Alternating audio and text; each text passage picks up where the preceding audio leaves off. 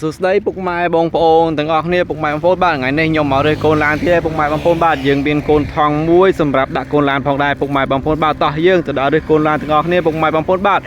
តែនអូនេះពុកម៉ែបងប្អូនទាំងអស់គ្នាបាទ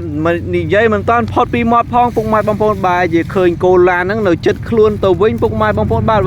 បិទជាហេងខ្លាំងមែនទែនពុកម៉ែបងប្អូនអើយបាទកូនឡានស្អាតខ្លាំងមែនទែនពុកម៉ែបងប្អូនបាទនេះវ៉ាវអូ my god ពុកម៉ែបងប្អូនបាទវ៉ាវឥឡូវដាក់ថងពុកម៉ែបងប្អូនបាទវ៉ាវកូនឡានពិតជាស្អាតខ្លាំងមែនទែនពុកម៉ែបងប្អូនបាទមានកូនឡានដឹកដី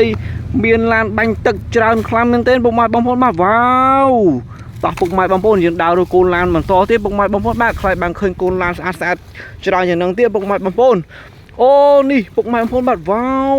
ពុកម៉ែបងប្អូនបាទពិតជាស្រស់ស្អាតខ្លាំងមែនទែនពុកម៉ែបងប្អូនបាទវ៉ាវ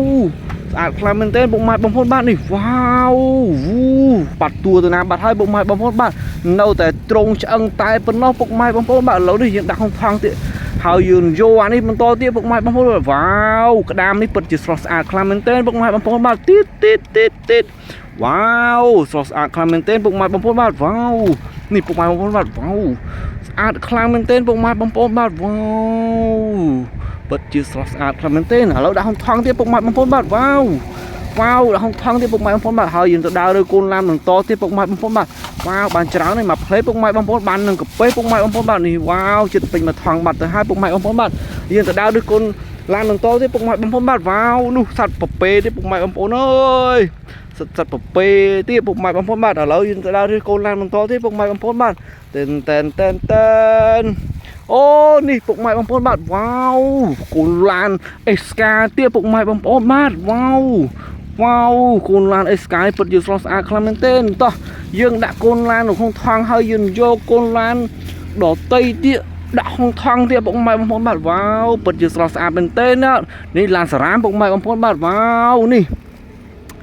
អានេះឡានប៉ុណ្ណាំងពុកម៉ែបងប្អូនបាទវ៉ាវពិតជាស្រស់ស្អាតខ្លាំងមែនទែនពុកម៉ែបងប្អូនបាទតោះយើងទៅដើររកកូនឡានបន្តទៀតពុកម៉ែបងប្អូនបាទវ៉ាវបានច្រើននេះពុកម៉ែបងប្អូនបាទមកផ្លេតសោះពុកម៉ែបងប្អូនបាទ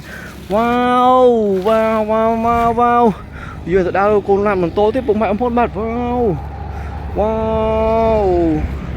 អូទឹកខ្លាចមានកូនឡានពុកម៉ែបងប្អូនបាទវ៉ាវអូនេះពុកម៉ែបងប្អូនអើយនេះកូនឡានស្អាតខ្លាំងណាស់ពុកម៉ែបងប្អូនបាទវ៉ាវអូកូនឡាននៅជិតខ្លួនពុកម៉ែបងប្អូនបាទវ៉ាវសុទ្ធតែកូនឡានស្អាតតែម្ដងពុកម៉ែបងប្អូនបាទមានទាំងយន្តហោះទៀតពុកម៉ែបងប្អូនបាទឥឡូវនេះយើងដាក់ក្នុងថងទៀតពុកម៉ែបងប្អូនបាទវ៉ាវកូនឡានស្អាតខ្លាំងមែនទែនពុកម៉ែបងប្អូនបាទវ៉ាវមានឡានក្រុងពឺក្រហមទៀតវ៉ាវ